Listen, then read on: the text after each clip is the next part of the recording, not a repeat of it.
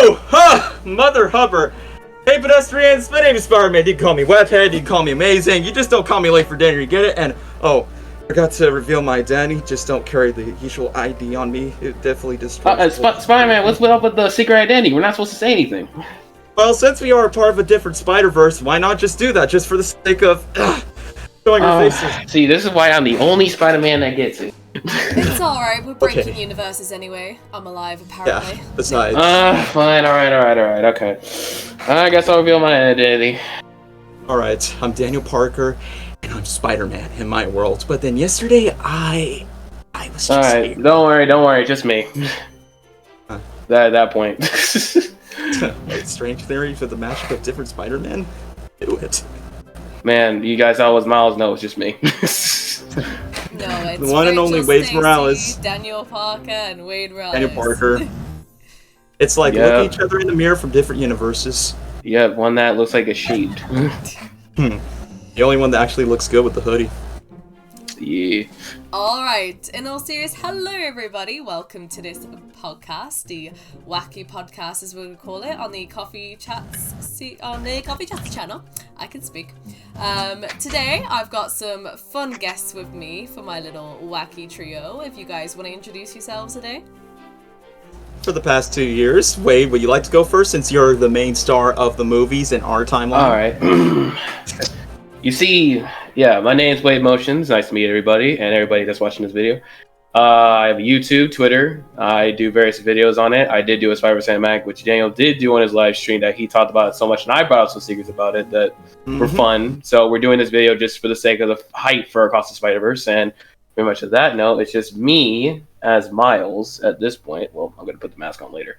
But pretty much just Miles Morales at this point, since... you know, it's very fun to do Spider-Man videos like this, so yeah, that's very much me. And I'm pretty much just being the one and only Black Spider-Man. But you're the one that's been Spider-Man for like the past 2 days, just like the OG Miles, am I right? Oh, that's true. That's true. Yeah, since you actually got granted by the spider, but from a different universe. You got used to it. So, thank you. You go ahead. No, I was just saying I'm the one and only Spider-Man. None of these Spider-Man don't count. Aside from us, of course, the one here in this cam. So, thank you, Wade Morales. So, for those, I'm pretty sure, who watches Rachel's content, you pretty much know who I am in the Coffeeverse, quote-unquote, but now it's the Spiderverse. Hi, it's Daniel. You know me as the Pop Culture Dude. You know me as one of the stream guests from Rachel's content. I do sometimes appear on Wade's content, and as of right now, this is our first legit Spider-Man cosplay suit, and I've got the hang of it. Same goes for Rachel, too. It's a first-timer for Wade. So now, for the very first time, I am excited to do a first cosplay podcast based on our favorite superhero of all time, arguably speaking, and we're just here for the discussion for our highly anticipated movie, Spider-Man Across the Spiderverse, and that's why we're all here collabing for this video today.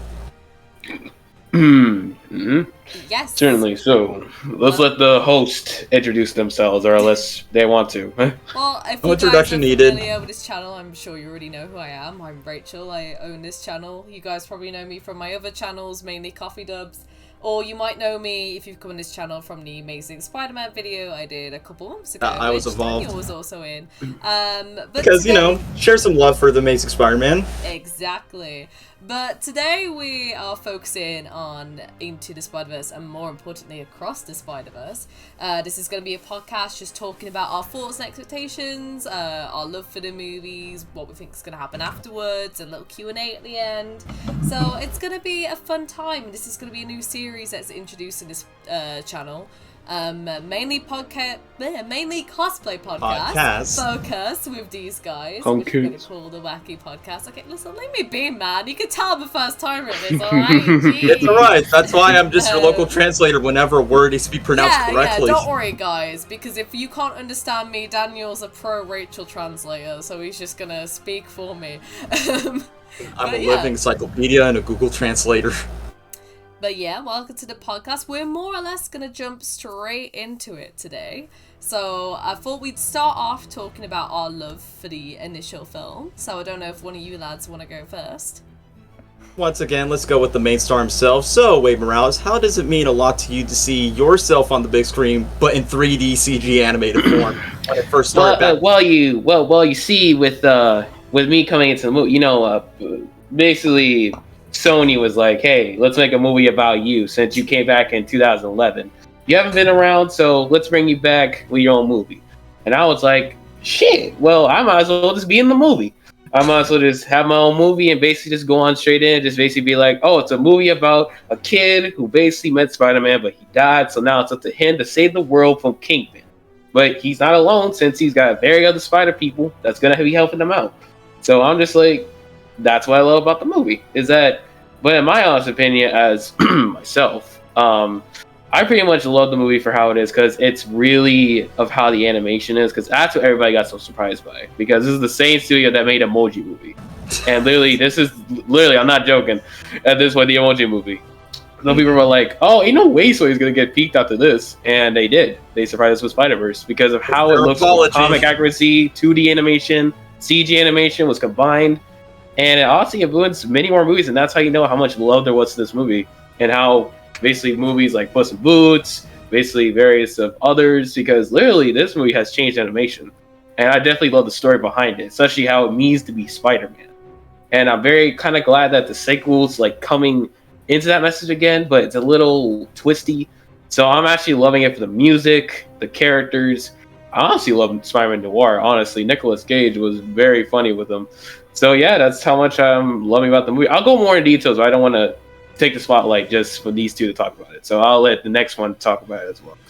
No hard feelings. You could just flex it off with more of the electric shots and singing to Post Malone songs at the end of the day. But all jokes aside, so like what Wade says, Spider-Man Into the Spider-Verse was an unexpected surprise 5 years ago. Like, I know, like, obviously the deeper Spider-Man fanboy in me just think by saying, like, well, I know there was during a Sony hack deal where there were like canceled Spider-Man projects from the Amazing Spider-Man films, and obviously bringing Tom Holland's version of the MCU, which obviously for the live action films that was exciting. But once when they announced an animated Spider-Verse movie, like, yeah, definitely based on Spider-Verse comics, but obviously like what Wade said, Miles Morales is the main central character, I was quite intrigued of what it was going to be like, since I've heard it's written and produced by Phil Lord and Chris Miller, aka the same dudes that gave you the Lego movies, and I'm like, okay, this actually sounds pretty intriguing. I like these guys for their work in comedies and animation. I can't wait to see when it drops up. And like what Wade says by saying, like, yeah, their next animated movie after the Emoji Movie, once on that teaser drop in like late 2017, most of us, including many Spidey fans, many animation nerds, and basically just any pop culture enthusiasts in general, they just got their minds blown from how the animation is. But aside from that, it still sticks to the core as a Miles Morales story, and the fact that it made the character much more mainstream than just being like a successor to Peter Parker in the comics. And thirdly, it's one of those animated movies, like, animation aside alone, it definitely like what Wade just mentions, like, it definitely dives deep to what does it mean to become Spider-Man, not just from the consequences, but the responsibility, the stakes, but also the journey of earning the mantle and the name, the title of being Spider-Man alone. And it reminisces and reflects to all of us of how we look up to the character. It doesn't matter like what age, what gender, what ethnicity that you come from, you can definitely see yourself through the character, and that's what the first movie does so successful. And like what Wade just mentioned, like, thanks to the impact of the first movie, it changed animation and superhero films forever, like for the past 5 years, which is why it deserves that Oscar back in 2019. And secondly, it's well deserved to produce like multiple sequels, not just for the possibilities of other multiverse ideas, but you get more dive deep to characters that people don't know much about, but at the exact same time just progressing a well complex story from what we saw for the promo. So that's my preference of my history with Spider-Man Into the Spider-Verse back then. Awesome, thank you for sharing, guys. I guess I'll go into my little history with it. Actually, Go ahead. To be honest, I was actually hesitant for a while about watching it. I didn't watch it straight away like most people did. Because of the animation studio, I was a bit like, I don't know if I trust them to make a good Spider-Man movie, because I've always wanted an animated Spider-Man movie. Just because obviously the live action ones are great and there's so much you can do, but with Spider-Man's web swinging, I've always thought animation could really push that to its actual limits that you just can't do in live action. So I wanted this to be so good, I was so hesitant to watch it, because I was like, if this is a disappointment, then I'm gonna be really, really disappointed, because this is one of my biggest dreams. But after hearing so many people rave on about it, I finally gave up. I was like, okay, you know what? This sounds like it's gonna be good, so I'll give it a go. And I watched it with my family, and it became not only my favorite Spider-Man movie of all time, but it just became my favorite movie of all time, full stop. The animation is amazing, as you guys said. It's literally changed animation today. You can see it in the influence of other movies, but also just I think it's brought a lot more respect on the animation department as a whole, which has been really, really needed because it's always been seen as a silly little thing for kids. But I think this movie finally broke that like stereotype. It's for everybody, and it's been making more. It goes a bit more mature than the other ones. And then surely do. I've also loved how, even though this is on Miles and not Peter Parker, to me, out of all the Spider-Man movies, this has felt the most like a love letter to Spider-Man as a whole. It really reiterates that message that anyone could wear a mask, and I think focusing on Miles instead of Peter is such a good way to use that message, because we've seen enough stories of Peter Parker, and you know, this one was something different and something fresh, and it still had your original Peter Parker in it, but in all these other fun Spider-Mans like SpiderGwen and Spider-Noir, and it was a massive like achievement to be able to balance that all out without it feeling like too much, because a movie throws a lot of you and somehow gets the pacing, the writing, the animation, the tone, everything spot on. It is love really the introductions. hard to fault that movie. Character development. Yeah, and again, Really? I know I just said it, but I really do love that message that anyone could wear the mask, because when you're a little kid growing up with Spider-Man and you want to wear the mask your entire life. You see all the Spider-Man That's costumes. what Stanley wanted it to make the character. You see it at the relatable. hospitals. You see it at literally all the malls. You see it with kids wearing the mask at Halloween. Because Really not bring all of that us message. can be rich, not all of us are super soldiers or gods or green giant monsters that rages. Sometimes we just need someone to look up to that goes to everyday struggles outside the superhero, and that's what makes it so appealing to us. Not just because of the looks or the rogues gallery, just because the character just feels so universally relatable to us that makes him so human from the aspects of the man of Spider-Man. Oh, obviously. And then even like, you know, as human beings, we can't be Spider-Man swinging across the world. Let's be real, we're never gonna have those powers. Swinging like Tarzan in the city. Exactly. But what I love about this film is that it's more focused on how Miles should be using his own original gifts and his own abilities to be Spider-Man. His own he shouldn't identity. be trying to be like any other Spider-Man, which I think is such a good message for the kids watching it and the adults growing up, because we've all gone through a point in life when we compare ourselves to other people at a certain job or skill or hobby or content creation. Whatever we are passionate and whatever we want to be, we get really comparative with other people.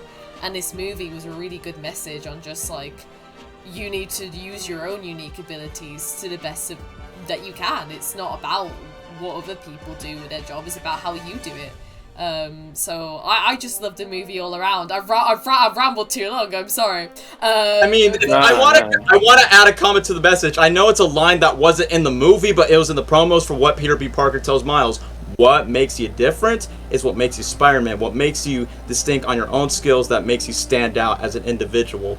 And that connects to the message of what she was talking about. And what I do love about this movie is the introductions of how creative it is. Literally with, I don't care if like Noir, Spider-Ham, Pete, what was it? The animator. What's her name again? Panda Parker. I don't care if it was short. It was like really well of how they introduced these characters. Especially my favorite has to be literally Peter B. Parker. Is literally his introduction so hilarious to the point where it's funny. Because I am like, literally, this man has been through rough times, and it shows that he like he's really been through like, I don't know. He tried to open a restaurant. He buried his anime.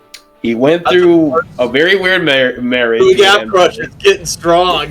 The humor I definitely love movie. the crying meme is basically I'm headily like a champ. I'm just like, bro.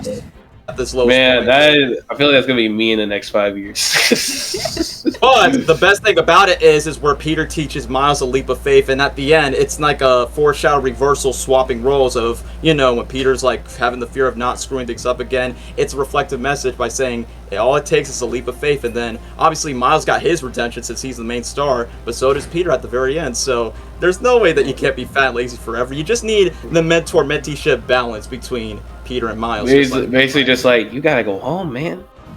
Oh, I'm not gonna mess this up.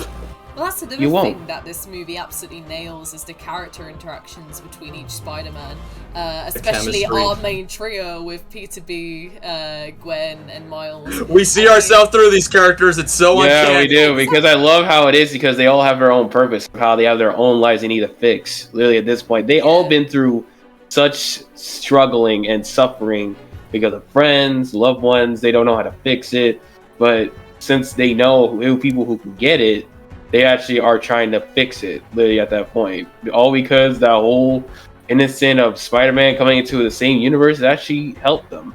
It's a way to make sure that they, you know, they can still be Spider-Man, but they can be human too. They stick to the core. Exactly.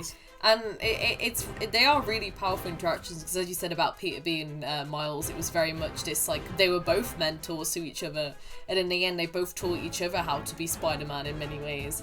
And then obviously you have with Gwen and Miles, Gwen was probably the first person that initially did have a bit of faith in Miles' ability, which gave him that little confidence boost. And they came very far from when they first met and he ripped off half her hair. But then with Miles, he teaches Gwen to open up to friends, because obviously she's very closed off with the loss she experiences.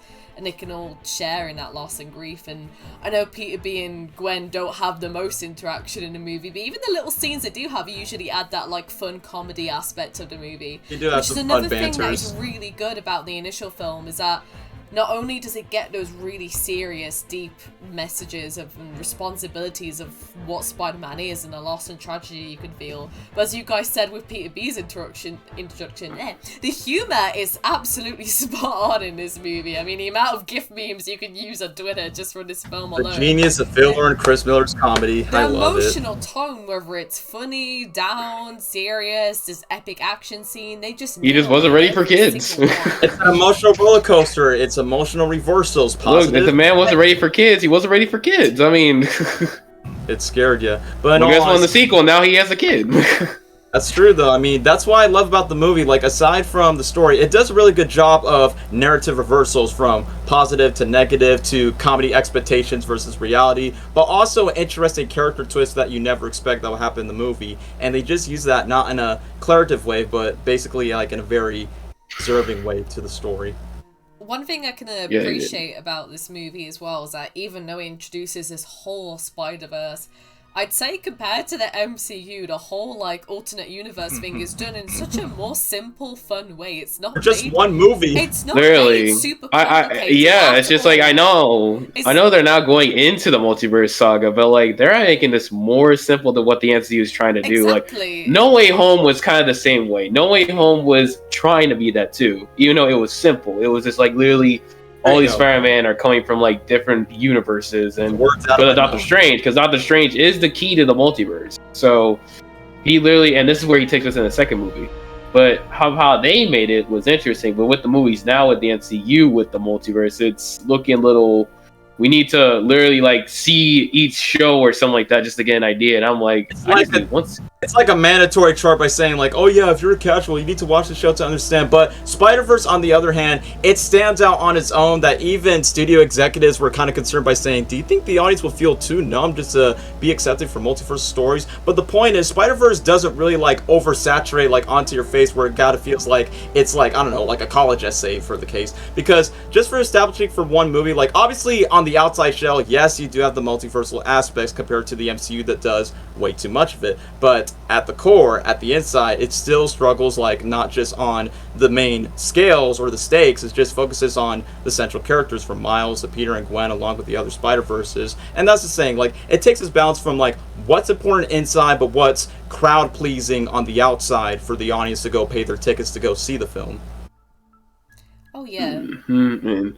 Yeah, I just like I'm just saying the Spider-Verse is way more interesting than the MCU multiverse because of how it's like, especially with the sequel, of how like they're actually making this make sense because an elite spider crew with all the spider people in it. And I'm like, I mean, that's cool. I mean, we get all the Spider-Man, we get Insomniac, we get fucking Bagman, we get the Horse Spider-Man, we get Spectacular Spider-Man, which I was very excited to see him. Very excited to see the man. Spectacular Spider-Man! Spectacular Spider-Man! Man, I was very glad to see him in there. Especially Jessica Drew, and they showed a clip of her, and I'm not gonna lie, I actually really liking her character. Especially how Gwen is like, can you adopt me? What? Literally at that point, I was like, maybe she kind of badass. So I'm like, can you be my mom? I mean, she's pregnant just like in the comics, so they gotta stay home watch that, aside from Jake Peralta from Brooklyn Nine-Nine voicing the clone Spider-Man. Still curious on the husband, though, unless I was misreading on the comics. Not really. Yeah. I don't have a feeling we'll see him, to be fair, because... no, I don't think so. He's not marketed that much compared to the Indian Spider-Man, 2099, or what was the other one? Spider-Punk, yeah. Oh, Spider-Man India really got me, like, surprised of how he is designed, literally. Because, like, I know in the comics he's just Spider-Man with the... with the outfit. Yeah. But now he's like actually has a suit where actually kind of really is looking cool. I honestly really like how his world looks. I honestly liked of how he sounds. But my favorite actor for the Deadpool movies. Yeah, my favorite actor, honestly. And I'm very glad he's voicing him. And he makes his character come to life in such a way that it's just, what did you say? Chai means tea. Literally, just Miles and his interaction with him is gonna be interesting. I'll say that. I mean, I can already tell that he's already gonna like not just tag along with Miles and Gwen, but just just get along with them throughout. I feel like they'll only see him in his world, and I don't think he's gonna really tag along. I mean, I might be wrong, but like it looks like they'll be fighting Spot in his world. I mean, to be fair, they did say that we're gonna see like 5 or 6 universes throughout this movie. Like we're gonna. Yeah, they did confirm a Lego world. They confirmed the Lego dimension. Okay. First of all, that is so on the nose. Why? Because I get it. It's made by the same team that gave. Yeah, same ones who made Lego movies. So I had a feeling. We could add Lego. And then number 2, I remember Wade made a joke about that in his separate video back when all 3 of us reacted to the very first trailer of Spider-Verse 2, where it was like, oh, why did they do a Lego world? And then thirdly, the Lego YouTubers online make stop motion recreations of the trailer. Yeah, that's funny enough. When I was looking at that, I was like, oh, wait, so wait, this is kind of leading to something. Not at all. So thank you, Jake Johnson, for spoiling it. But regardless, at least the movie is doing its best to, like, obviously not give away too much, but some secret surprises when it comes to worlds, cameos, and the unexpected, quote-unquote, Empire Strikes Back clip. At least they're doing good at leading the big question of what the fuck Miles did to get them niggas that bad. The point is, that's the thing. It's a hush-hush. I hope it stays that way, though, because I won't, I only have one concern, and it's they are dropping a lot of trailers. Oh yeah, a lot of footage. But I'm like, it's not a little bit too much. There's a little bit of balance of too much in. So you guys are concerning of the marketing, but not the film as a whole. That's fair. I don't have any concerns regarding the film. No. The film's gonna do great. I'm also thinking that. I'm starting to get a little bit worried with the recent marketing because there is a lot that is coming out like Burger King each day, and I've never been as hyped for a movie as I have been with this one. So I don't want to get... I normally don't care for spoilers that much, but this is one film where I Not even No Way Home? I don't want to be spoiled too much. I want to go in and still have... I mean, I'm interested on this info they said. That's not spoilers, but just interesting. So, how it's going to have a cliffhanger ending of how it's inspired by Spider Strikes Back. I'm like... I was not surprised about the cliffhanger because the movie was originally supposed to be a 2-parter film, just like they did with the Avengers and Harry Potter. So you kind of know that it was going to be a cliffhanger regardless. Yeah. And the fact that both sequels are literally like a year gap, just like wait till another one. So I did see a year gap. So I'm thinking like since Peter B. Parker has a kid. And it's already been a year. Yeah. So that means once the ending of Peter Parker ended, he went straight in without hesitation. He went and made a child, literally in a year.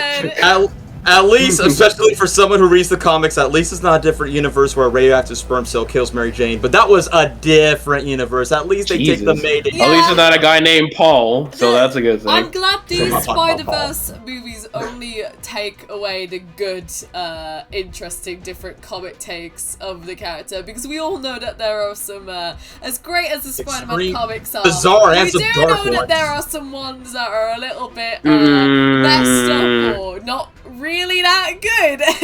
No, not really. No. Hey, Especially. Do you want to name examples, or you want me to go first? I mean, I could name the recent iteration so far, because I know that's caused quite You some can mention- Wait, is it the Amazing Spider-Man? Is it that one? Yeah, it's about Paul. Oh god, oh god, that one is there you go. Oh man, it's just really complicated by saying, like, seriously, how many I mean, obviously we've seen so many breakups of Peter Parker, Mary Jane throughout. It doesn't matter any comic iteration. I mean, I know there's some cases where, basically Doc Ock take over Peter Parker's body and just break up with Mary Jane in his body, and then falls in love with a dwarf midget in that universe. And now we got this one where Mary Jane has kids with some guy named Paul, and it's like, now Peter Parker's We don't back talk about Paul. and now back to the Catbird. It's like, seriously, come on. And I know there's even more bizarre stories that I'm so glad the movies are never going to adapt, like Spider-Man turning into a giant mutant spider. That would have been just horrific fan fiction. I'm so glad it's not in the movie. I'm so glad it's not even in the Spider-Verse team. So Yeah. I'm glad. I mean, even if they do, they'll just tame it for the kids and not be too horrified from it. And some other dark ones. At least they didn't do the Clone Saga, where basically Gwen is back from the dead as a clone, but basically makes love to the Professor. That becomes the Jackal that brings her to life.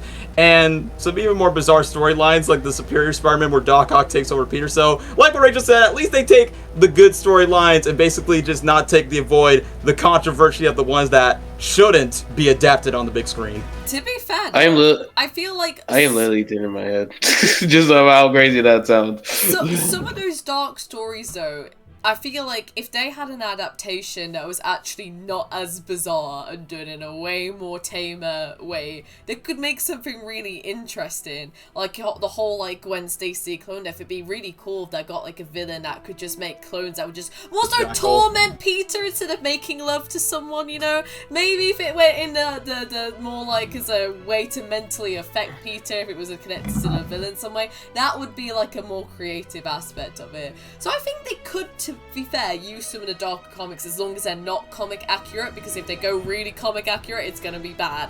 But if they could turn some of those bad comics good, that could be an interesting take on I mean, No Way Home did do that with one of the Spider-Man 3, by the way. Because you gotta admit, because No Way Home did take a book from the worst storyline ever. Yeah, the Mephisto's and the comics. So for those who don't read the comics and only watch the movies, you're not a real fan. I'm just kidding. Fuck you, fake Spider-Man fans.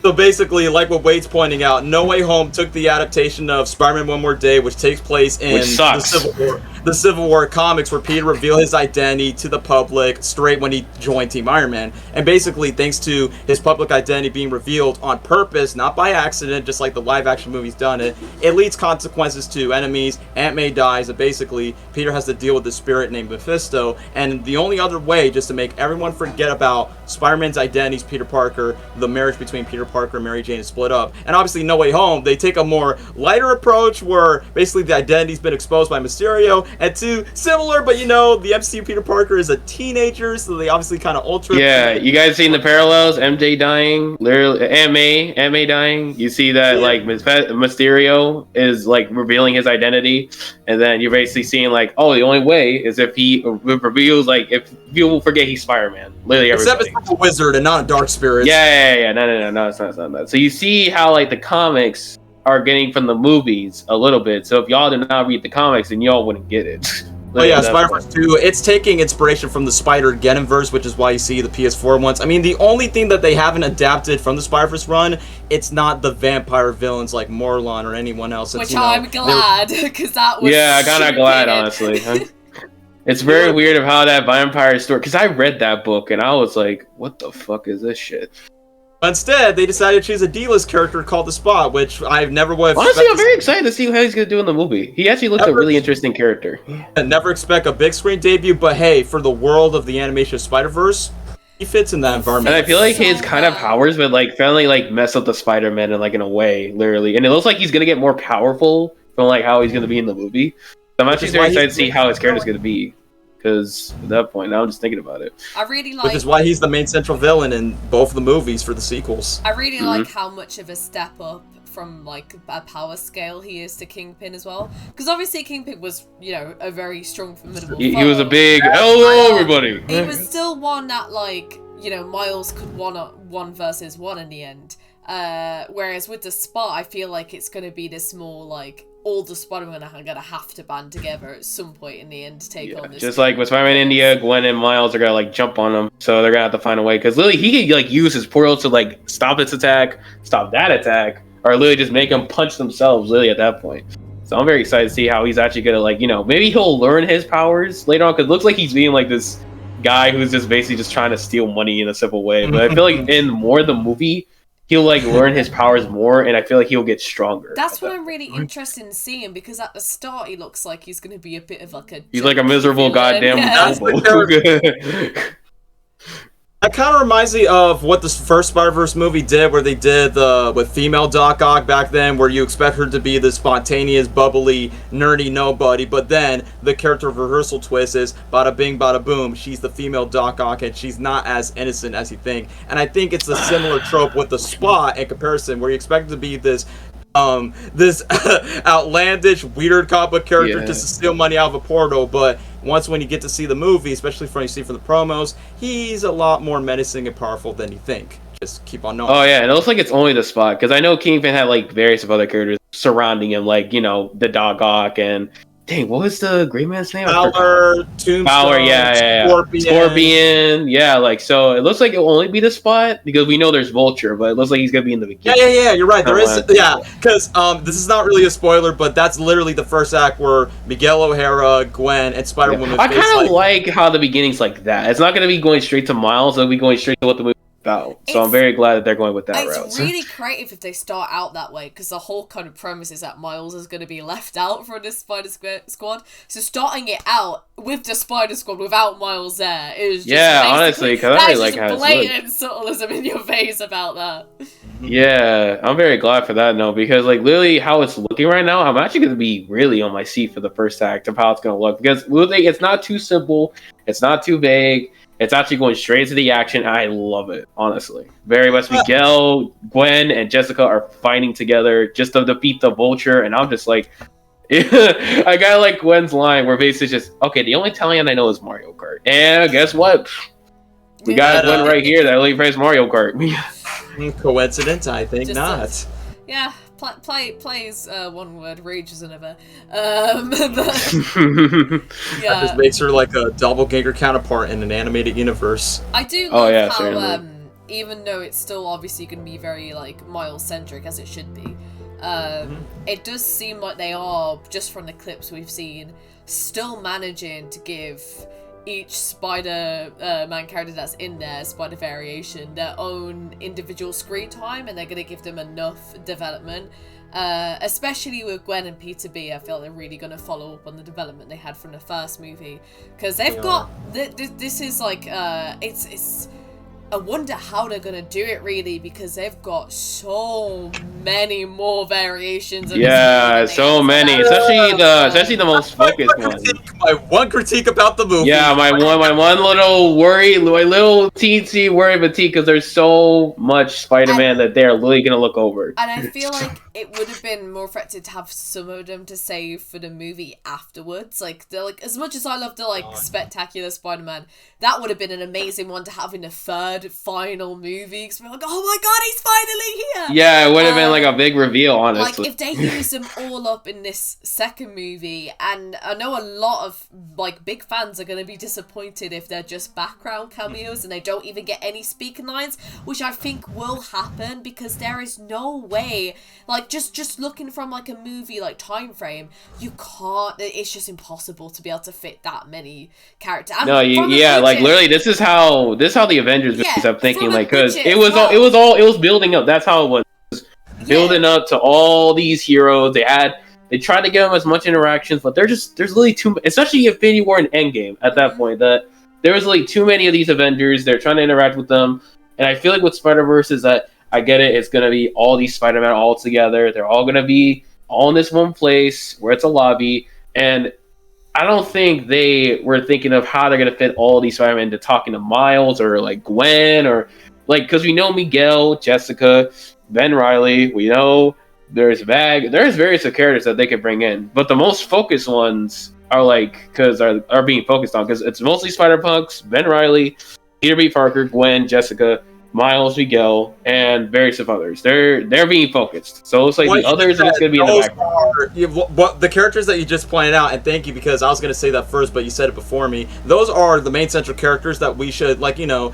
take in notice, but also, like, pay attention to closely. But like what Rachel points out, like, that's my number one criticism about this movie as a whole, and that was my biggest concern of the first movie since day one. But luckily, they only stick to 6 characters. I'm like, I don't want them to oversaturate too many characters in one movie, because I had to talk about this with my bro by saying the one criticism I got with Spider-Verse 2, and don't get me wrong, I love seeing Spectacular Spider-Man, I love seeing the PS4 one, I love seeing Bagman, I love seeing Spider-Man Unlimited. It's great it's kind of like an I Spy game, but for Spider-Man fans, be like, oh my gosh, look at this, look at that. But like I said, I don't want to sound like a broken record. I know it's different from No Way Home, where No Way Home uses the central legacy characters not just as a high cameo. Remember, they actually have like a purpose and service of the story, and the characters that Wade mentions, of course, like the 7 to 8 ones that Wade mentions, of course they're important, but like what Rachel says, it would have been better if they were like surprised like later in the film, because the point is they're nice to see as fans, but don't get too attached if they don't have an interactive scene with the main characters, or if they don't have voices in general, if they don't have like introductions, because we don't. Cameos. Oh yeah, Spider-Man India is being focused. That's why I forgot. That was one,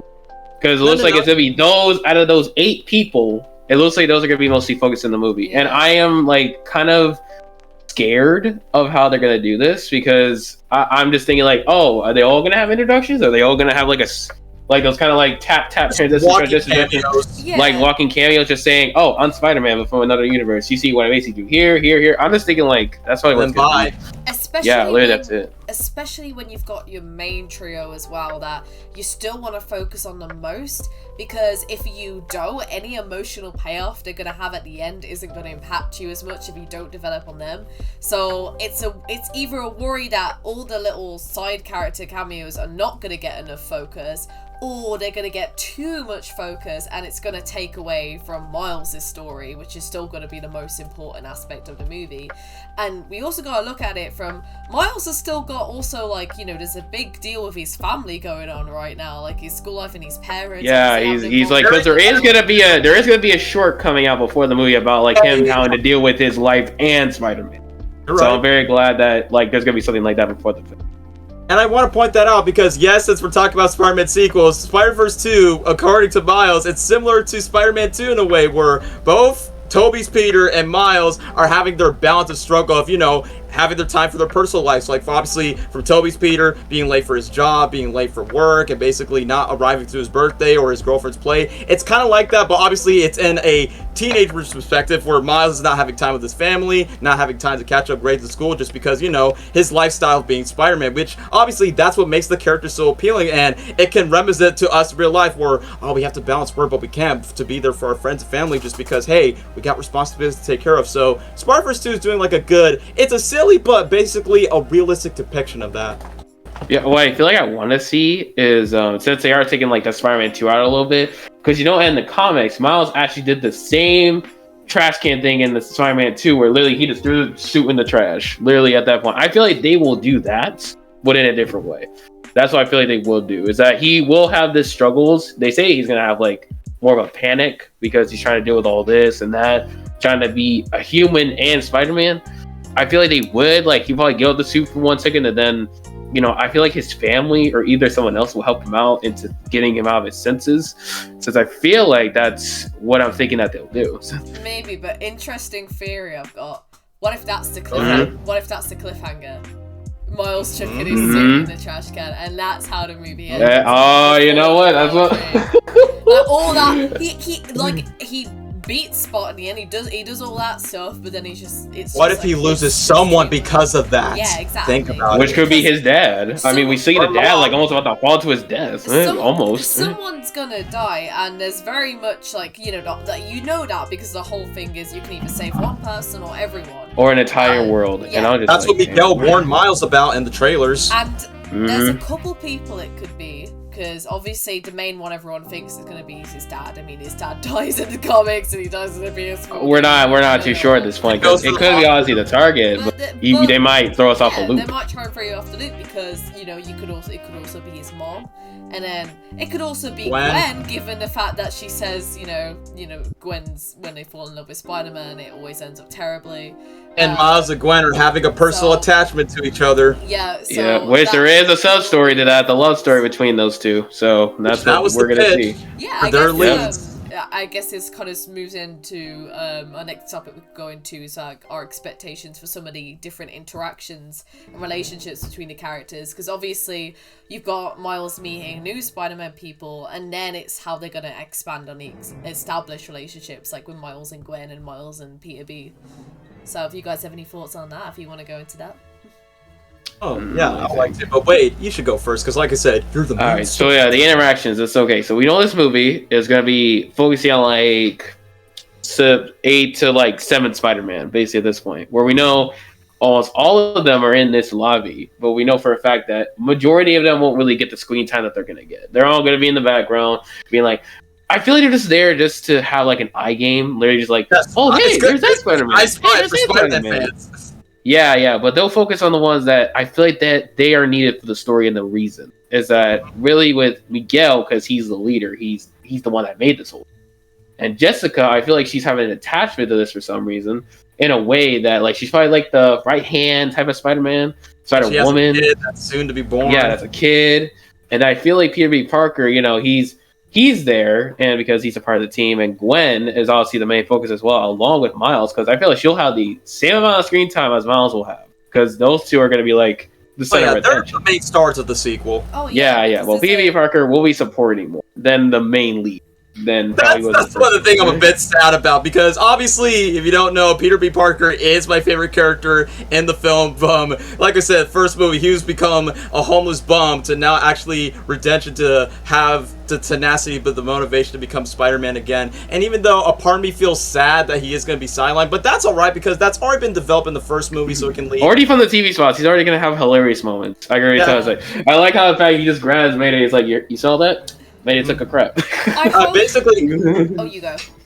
Yeah, basically I want to dive deep into that, because honestly, it's kind of refreshing now that we talked about the Mayday subplot aspect. Finally, in a Spider-Man movie, doesn't matter if it's live action or animated, it's kind of interesting that finally, even though, yes, it's a supporting role, but it's nice to see, like, what is it like of being a superhero when you're a parent, outside of The Incredibles, of course. But in the context of Spider-Man, now the fact that Peter actually got opens to not just raising a kid, but it's basically take your daughter to work day, even though there's going to be a war between different Spider people. But it's kind of like, it brings a lot more pressure, but also more responsibility for a grown adult like Peter Parker just to take care of a kid throughout the film. So I feel like it, not just because it's refreshing, it's like finally that's something that I actually kind of want to see in a Spider-Man film. Yeah, well, I think that could also be, I hope the movie goes in this direction, because I think what could be really useful is I hope they don't just use Peter B for comedy purposes, because he could still add serious moments in that regard, because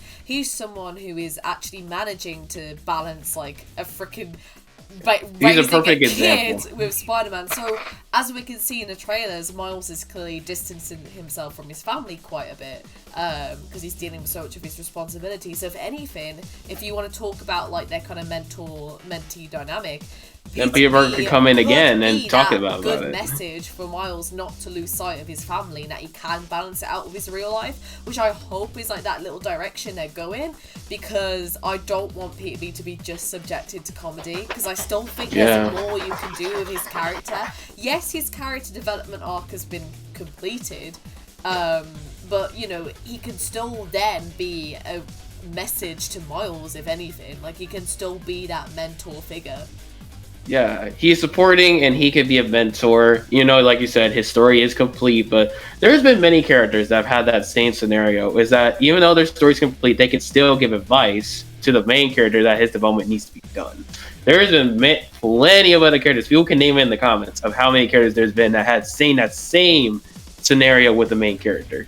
At that It's point. like what both of these guys just said. It's just like the reflective parallels of the first movie where basically Peter and Miles inspire each other from their downfalls and their redemptions. And the best way that Rachel says, and if I'm going to be completely honest, I think this might age well for what Rachel says, because I could definitely see this as an aspect to the film where Miles distanced himself from his family, but Peter could be that example. Like, obviously, the difference is he's a grown adult that's a parent, and Miles is still a teenager, still struggling with school while he's still young. But the most important thematic message is by saying not lose that connection with that family, and you can do both and basically have that balance to have that time, because you never know, man. Consequences could be coming up with stakes, like Miles could lose either one of his parents, or Peter might not be there for his wife or his daughter. So it's a good thing, like, if they stick to that in the sequel, which most likely I think it will, thanks to Rachel's theory, I think it'll be quite satisfying for, like, not just a reflection of the first movie, but as a progression of their development for their arcs, but in different territories. Is that I'm feeling like is that I feel like if I want to see a Miles and Peter B. Parker moment. Literally just one scene together is all I would want. Literally just done talking about it, of how Miles' life is. He wants to catch up along with Peter B. Parker's life. He's saying he's doing fine with the kid and his wife. He's having a fun time, but he's more concerned about Miles, about how he's dealing with his world. And I feel like it's literally at that point where I feel like they need to talk in a way that I feel like Peter B. Parker still wants to help him. And I like how he was just like, relax, he just had a bad teacher. But he grows more into it. And I feel like their interactions are just golden. And I hope to God they do it in the sequel. You know what? Yeah, aside from the major conflicts. You know, I also want to see, though, and I did mention What? this earlier, I want to see more Peter B and Gwen interactions, because that's the only Yeah, way yeah. in the trio. And Which I feel like they will. Yes, and Most if you likely. want to talk about Peter B teaching people lessons, you could also see him be a bit of a mentor figure for Gwen in that aspect, which I think she needs, because her whole character's actually way too independent her entire time and shut off. Obviously, she's developing these feelings for Miles, and she doesn't want to act out on him out of worry of, like, even She losing lost her herself, Peter losing Parker in his- her universe. And then Peter B could be that example again that you can balance out that. Yeah, like, see, there's romantic possibilities of him relationship being a with mentor to Spider-Man. like these two in a Exactly. way. I feel like He was the OG Spider-Man. I feel like Yep. he's going to be that driving force for both of them, which almost also puts him as a red flag for potential death. I'm not gonna lie. Oh no! God. That can't happen until Mayday grows up. Spoiler alert. That is true. They're gonna stick to the comics, but like I'm just saying, like Peter B. Parker can be reliable in the movie. He still can be a Aside from mentor. jokes, of Seriously, Yes, yeah, especially from jokes. Keep him as that. Make sure he has his funny humor and jokes, because he had that in the original movie. But make sure he keeps that mentor attitude and is that still that inspirational character that he was in the first one. Because to me, his character arc, I mean, but all like Miles, Gwen, and Peter B's character arc in the first movies, to me, they're equally as good and like inspirational. Like I take things from all of them, to be honest. So Just like us, all three of us. I really hope that they did. do equally expand on all three of them, because obviously it looks like Gwen and Miles are getting loads of focus, not just with each other, but like as individuals. And I just hope Peter B doesn't fall behind too much on that aspect. Yeah, no, because he has a kid. Like I have a feeling he's probably gonna like try to not be in so much of the action, because he literally has a kid with him in like different universes. So he's trying to be a good parent at the same time. And also, I want to add an inside story. I know it has nothing to do with the plot, but basically, it's already online where the same voice cast of the trio, Jake Johnson, Haley Steinfeld, and Shamik Moore, when they talk about sneak peek preview, and guess what? Jake and Haley actually seen the preview, but Shamik hasn't, just for the sake of, surprises. So I'm thinking it's probably has to be another Peter and Gwen moment that we're theorizing about, but obviously we have to wait till we see the movie ourselves. I just want to point that out right now.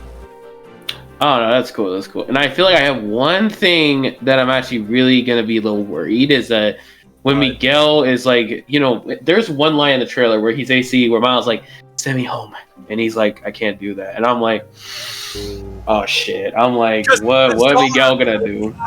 he has a daughter. Like that was like shown in the first trailer. Yeah, he did have a daughter. So I feel like, what is Miguel's intentions with Miles, literally at this point? And I'm like, they're gonna go after him. Literally, he's gonna be going to different universes just to get away from him. Yeah, where I'm just like thinking, like, what did Miles really do? I have the feeling it's evolving Spot, literally at that point, because it's coming from his universe. So I have a feeling that it could be evolving Spot, because we see him in Spider-Man India's universe. So it looks like he's going to be trying to jump into different universes just to, I guess, find a way how to get stronger.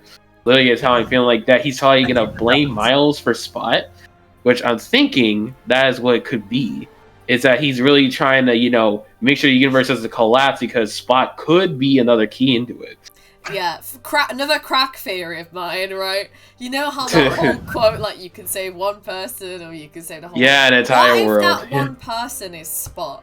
Like, what if Miles is, like, you know, trying... Because maybe he's trying to help him. Spot's quite confused at the beginning of the movie, right? Yeah. So, yeah, what if there's that whole thing and in that conflict, it just makes Spot into more of a villain as the more you progress. Crack theory! I don't know if it will happen, but... And honestly, for what ties well to Rachel's theory is, Wade, remember we said, like, once when they announced the villain, like, sure, they have different abilities, but when it comes between the main hero and the villain, they have plenty of similarities more than we thought. Oh, yeah, they confirmed that. But like Miguel and Miles' intention is that they think that they are both doing the right thing. So I'm kind of glad to see what they're gonna do with that. I feel like either one, they're heroes still, but like they have their different intentions. I think the whole idea of this movie is that like there isn't really a hero or a villain. I think everyone is gonna be right and wrong in some aspect, and it's gonna be this whole like morally grey, like, you know, what is the right thing to do situation, because I don't think there's, with the story of this film, I don't think there's going to be like a right action or a wrong action. Or a wrong action, because I feel like it's going to be whatever, it depends on the multiverse, because when you say it's the fate of the multiverse, my brain dies. I'm really at that point. And besides, it's like what the message is about. Yeah, first movie's about anyone can wear the mask, but now for the second one, how do you wear the mask? Which yeah, how do you wear the mask? Like. It's like, how can you be Spider-Man? Literally at that point. With the choices you make, and the choices that affect the whole world of yours. At that point is what I'm feeling like. Which I wonder if then the third one is going to be the whole message of, like, how do I stay being Spider-Man? Because how do you stay, like, it could be like something similar. Yeah, like the first one's anyone could be it, the second one's second one's like, how can you be it? And like, how do I stick to this? Because so many questions about as soon as you figure out something in life, that doesn't mean you're going to be able to just stick to it like that. You need to find that motivation and that key. So you need to find out what made you become Spider-Man in the first place. Yeah, so, or who gave you the mask at that point. Do you deserve the title of being a spider variant?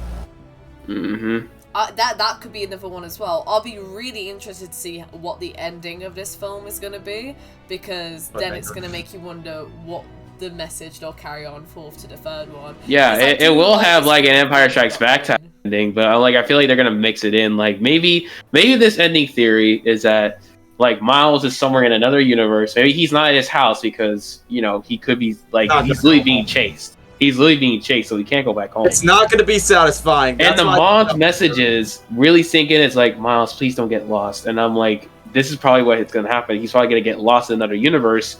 He'll probably throw away the mask. He'll probably just be around in a whole other world, really trying to blend in. And then Gwen and I believe Peter B. Parker, hopefully, maybe if it's just Gwen, maybe try to find Miles in a different universe. Or maybe just Miguel is maybe going to about the watch. Yeah, she still has the watch, so she can really try to go find him. And I feel like Miguel will be having much of a more dark intention because of how he is looking in this movie, especially how with the fangs and the claws, literally him just almost about to bite Vulture. I feel like that his intentions are going to get real dark so quick.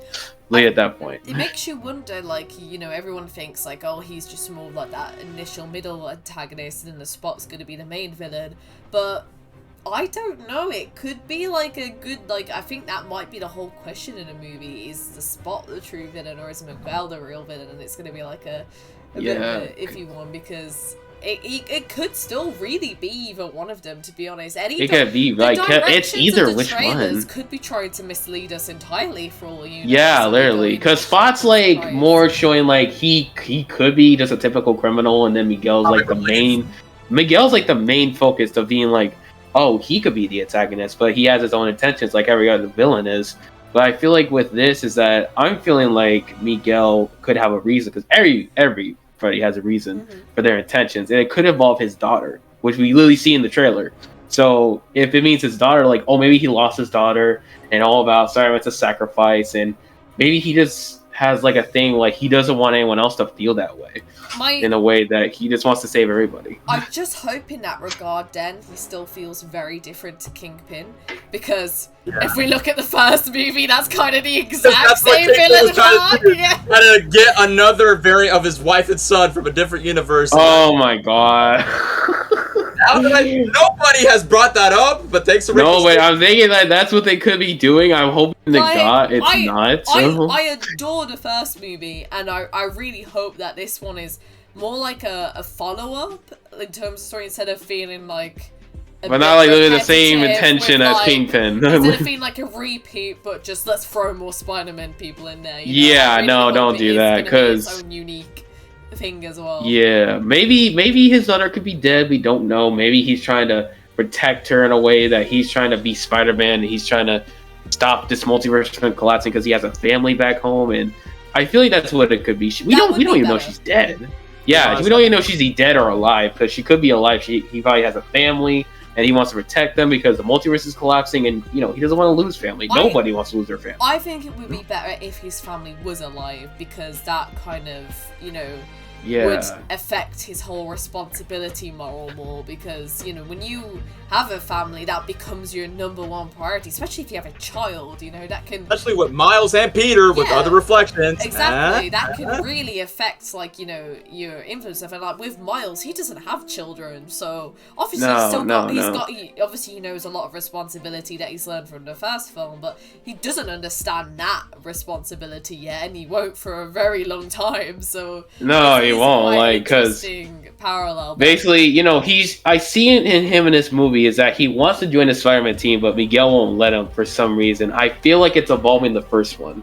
Exactly. He altered the Spider-Verse. Like, obviously, even though it wasn't intentional, but thanks to Miles' action for the blonde Peter Parker to save his life, that leads up to the death, and that's how the Spider-Verse was shattered. See, don't get me started on Doctor Strange and that nerd from 99999. Wait, what? Let's be honest, the first film was the main reason that caused it. I mean, why do you think 2099 Spidey show up in the post-credit scenes? To fix it. In that after-credit scene. Yeah, I'm trying to think, is that because there has been many people that multiverse, and I feel like Miles, he's gonna have more beef with Miles, because, true, he did alter it, but it wasn't really his fault. He literally was just, Kingpin did that whole thing. It wasn't really his fault. He was just trying to save the multiverse. Wife and son. The wife and sons. Yeah. What I like, you mentioned about how, and obviously the trailer was knowing that Miles wants to join this spider crew and he's not being allowed, is that I do think that is a really good follow-up from the first one, where you had, obviously it was a very much smaller spider crew, Spider-Noir, SpiderGwen, Peter B, Parker, for everyone now, I'm losing words. But they also left Miles out for a majority of the movie till the end. So I think Miles has always struggled with being this he always struggled to try to join this, but they feel like he's not ready. He's not ready for that kind of responsibility. He didn't take the leap of faith yet. Yeah, well, not yet. So they just feel like he's not ready for the responsibility of trying to save people. I feel like that's the message here, is that every time Miles is trying to join something, they feel like he's not ready to take the certain responsibility of maybe losing somebody, or losing a person, or maybe losing his own world, which the first week kind of did that because he tried to save his city and his family. So I feel like, I wonder what kind of different way they're going to go with this. Is that I just hope it's not really going to be a repeat, it's going to be the same message of how it was. I think it's going to be somewhat different. I think what's different with this one that I really like, and why I feel like this is doing a good follow-up in the first one, is that in the first one, Miles had a lot less confidence. He didn't think he could do it. He felt like he could never compare to those ones. In this one, you can see Miles knows his own values. He's like, I'm much as a Spider-Man as you are. He wants, and it doesn't matter that these people aren't accepting him. He's very much like, this is what I think's the right thing, so I'm gonna do it. I've already proved myself. Yeah, he's like, nah, I'm gonna do my own thing. So yeah, exactly. I was like, let him cook. Let him cook. I love that he doesn't seem like he's regressing. He only seems like he's progressing on the character development he already had in the first one. And his I love this interactions with quote. his It's other like, characters never showed up. which I do love. I do love this quote. It's like, everyone's telling me how my story's supposed to go, and I'm literally just trying to be like, bro, Miles is really thinking, you know, I can do this. I'm gonna do my own thing. He's literally not gonna let anybody tell a story. He's gonna tell his own story. Exactly. Don't let people tell you what you want to do in your life. You're the one. I feel like that's the message. I'm hoping that's the message he's gonna go for. Guys, I feel like that's what they're leading into. I think it's is gonna that have make your own messages. story. You become your own Spider-Man. You go to your own. I think each character is gonna deliver like their own specific message. Like I don't think there's like the first one had that whole like, you know, anyone can be Spider-Man. And the whole second one with how will I wear the mask, I think each character's individual story is gonna like progress to that message, you know what I mean? Like they're all gonna have arcs that relate to that big overarching message. Obviously, with Miles, he's just like, I'm gonna tell my own story. With Gwen, it could be further expanded, like how will I be Spider-Man and still like, you know, open up to and others not more. lose a friend Yeah, that was close to her. Yeah, It's like, yeah. Maybe it's like a spider cycle is what they're telling us. Is that with every Spider-Man, someone has to die or there's a sacrifice. Literally in every Spider-Man universe. that's the But I tragedy. feel like Miles wants to change that and basically break the cycle into saying like, you think we're supposed to let these people die? And I'm just like, he wants to break that in a way that I feel like that's what this movie is about. After the gift. The Spider-Man curse. That's what I feel like he wants to do. And I'm like, man, he is like really trying to. He's Pushing cooking the something. boundaries. Yeah, he's really just trying to be. But I feel like what he's gonna do is that they think it's gonna affect the multiverse. Is why I feel like that's why they're gonna stop him. But oh man, there's so much to talk. I really hope this movie is gonna really lead to what we're talking about. Stakes are high. Which that would lead the Like- interesting idea is he actually going to break the curse, or is it more that he's going to actually accept things for how they are? And that's what makes him want to give up being Spider-Man for a little bit. 'Cause he's Yeah. like, I can't deal No with it. wonder. And in all honesty, I know I'm gonna sound like a broken record. It's like, I know it's a completely different story, different universe, but it's kind of like No Way Home in a way, where Tom Peter thinks that he can fix everything on giving the villains a second chance and just make sure he can get his everything right. But obviously, Strange disagrees for what Peter goes through. It's kind of like the same way with Miles. They're thinking of, hey, maybe we can have the chance to save everyone that we can, that close to love, that we could break the curse. But obviously, Miguel being that Strange type of role model, basically, it's like it can't go that way because it's their fates, and you just gotta live through that. Just because, hey, that's part of the curse. Which I feel like he wants to help Spot in a way that, like, you know, he may think of him. He's more than just a guy with spots. He's more than the guy with spots. I feel like he can really be this type of character that really just needs. He wants something out of life. He really wants something. Like what Rachel said. Yeah, like wants help, and I feel like that's what it is. And then with Miles, just trying to see like all these Spider-Man are telling him, oh, you can't do this, you can't do that, that's a bad idea, and he's just like not listening to them. He's just gonna go what he can, and he's running, and I'm very glad that maybe it will lead to what we're talking about, what the interpretations are, like how the speculation is that maybe the movie is gonna say that whole thing. Maybe the message is that, you know, you could be your own Spider-Man, and I feel like that. I'm hoping that's kind of the message, because I feel like it's more leading to this sequel. It's what makes this movie so like more excited than I have been for any movies, because it could go in literally any direction. Like, I can't for safe, like, you know, obviously we got a brief idea of what the plot will be, but I can't say for sure how it will end or how it's gonna go from. Oh yeah, how it's gonna twist right in front of and us. again, lead up to the third movie. This is why I really hope the marketing stays how it is right now, and there's just like repeating of the clips or just expanding those and not spoiling. Yeah, too repeat much, clips. Don't show because anything new. that's So gonna I'm hoping. spoil Right now, they're just hype. extending jokes, action scenes, and a little details of the new Spider Which people. I That's hope all. it stays that way because of the whole like just mystery this movie has behind, like, honestly any other movie I've ever watched that's built up towards it. I've never gone to see a movie where I'm like, yeah, I just feel like this could go in any freaking direction. Yeah, that's what I feel like with It's Spider-Verse. not Is that, predictable. Like, it just leaves you beyond your expectations. because if people are saying like, "Oh, is Miles gonna have enough screen time?" I feel like all these Spider-Man are closing up on Miles. He's still gonna be the story. He's still gonna be the main character. I just feel like whatever's he's doing is gonna affect everybody. Is that I feel like what he's gonna be planning to do is that he's like, I can do both, and I'm just like, do both of what? That's the question. I mean, that's what I'm saying. That's why you see the trope into, across, beyond. It definitely goes like to the thematic next level throughout the Spider-Verse trilogy. And then once that trilogy completes, everybody's just gonna be like, "What's the better Spider-Man trilogy?" The whole debate continues. The Venom trilogy's better. Shut up. No, the Spider-Verse trilogy, guys. Come on. Spider-Verse trilogy. Come on. It's already peak. And this Spider-Man right here doesn't even get one. Not anytime soon. You still have hope. Hey, Trust me. You just don't morph with Morbius and Venom. At least As you long both have your own movie, okay? And at least, Oh, right. however, at least, third movie or no, at least No Way Home gives him the satisfied closure that he deserved from his flaws. And I'm grateful for that. No, hey, don't worry, Gwen. You'll have your own movie. Maybe this is just you could get a spin-off. I was gonna say, I'm just saying, after all this is over, can I get my Spider-Gwen spin-off? Because that would be great. Yeah, you can get your own short. Can I get a Spider-Man movie for fucking once? They are making it, but it's not going to happen anytime soon after the Man of Web movie. But speaking of, I know we were on about character interactions a little bit earlier. I don't know if you guys want to delve into what your thoughts are going to be on the whole Miles and Gwen dynamic in this movie, because we haven't touched upon that yet. Only a little, but anyway, I was thinking if you guys want to go first about it. Let me think here, since we're obviously Miles and Gwen. With this interaction, I feel like Miles, because Gwen came to Miles first, so because she has a way to go to his universe now because of Miguel. So I feel like what they're gonna dive into is that maybe they'll be going to her universe instead, so that Miles can see what she has to deal with, and maybe their feelings will develop with each other because there's gonna be a jealousy trope with the love triangle. As there is gonna be one.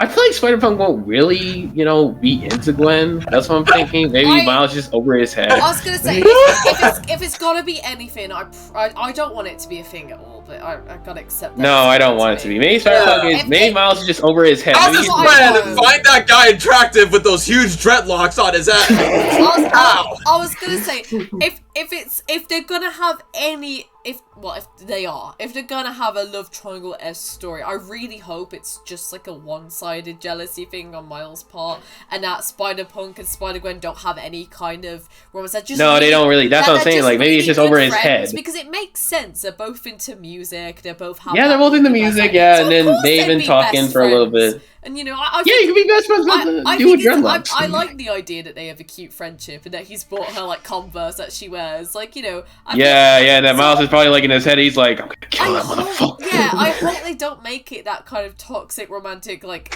love triangle, because it could just be a healthy friendship between Spider-Gwen and Spider-Punk. Like that could. Yeah.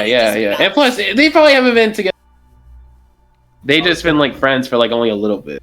I was gonna say, Wade, I was gonna point that out because that's the thing. Like, sure, even though Gwen and basically Spider-Punk has like similar interests, right? But that doesn't mean he was the first Spider person that opens Gwen out for Shell to like have a trusting like connection with a friend again. Because what I like about Miles and Gwen's dynamic in the first movie, because obviously Gwen shared about her pain that she got close to her Peter Parker and she lost Peter and she was self-isolated to like not her best to like not click or basically bond with anyone. Basically thanks to Miles, and basically Miles being that healthy example of what should be just to have the acceptance of having friends again. That's why I love in the ending where Gwen says goodbye to Miles, where they basically just stay as friends and they still stay in touch. And it's like, well, that's one of the things that Miles has an advantage compared to Spider-Punk, that he has something that the other Spider-Man doesn't have, a well-established friendship, which then tie the knots to a potential relationship. Yeah, potential, because I feel like with like the story is that with Miles and Gwen is that they'll develop with each other, is that they're still like gonna be like with each other. They're gonna be having so many interactions with before but the first one. So they're gonna be all just like fighting the spot together. Because I think in CinemaCon they did confirm because they did say Gwen's like trying to help Miles in defeating the spot. Isn't that what they said that they showed off? Yeah. Yeah, so it looks like they'll be having more interactions than ever. Anyway. Yeah, it's pretty obvious. Yeah, but the one thing is, we've seen it in the trailers and we see in the TV spot. The one scene that I'm looking forward to is where Miles and Gwen, I don't know where it is. I don't know if it's coincidentally in a clock tower, just like, wink, wink, foreshadowing. But regardless, like, parallels aside of neck cracks and her falling down from clock towers or bridges, it's like we're gonna see a soft, sentimental, very emotional, psychological driven conversation between Miles and Gwen, and honestly, that's where the connection with them would be. It makes the bond more stronger. So I think It's just like I like how he just pointed first time for everything, right? And I'm just like, yeah, Miles, you playing your cards, man. You playing your cards.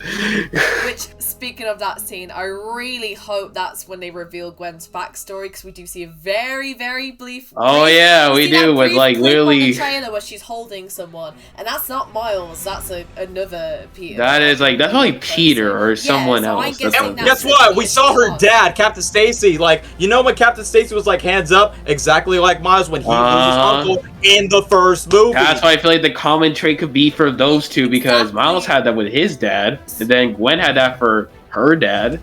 So I feel like that's what they cops. I noticed that both dads are cops. So I really hope like that scene is, or even if it's not that scene, it's another scene where when we get a backstory reveal, it's either her opening up to Miles or someone else, because again, that would match with a whole character arc, right? Because the whole idea of Gwen is that she's very closed off to people and that she doesn't like to get that emotionally attached. So she's revealing her backstory to someone.